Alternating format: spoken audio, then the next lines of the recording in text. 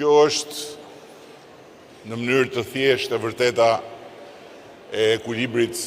të çdo shtëpie që pa gruan është faktikisht pa çati dhe e vërteta dhe e ekuilibrit të çdo shoqërie, siç është edhe shoqëria jonë, që nëse sot ka shumë më tepër vend për gratë dhe për vajzat në të gjitha nivelet e vendimarrjes, por edhe në të gjitha hapësirat e jetës aktive, kjo i detyrohet në radh të parë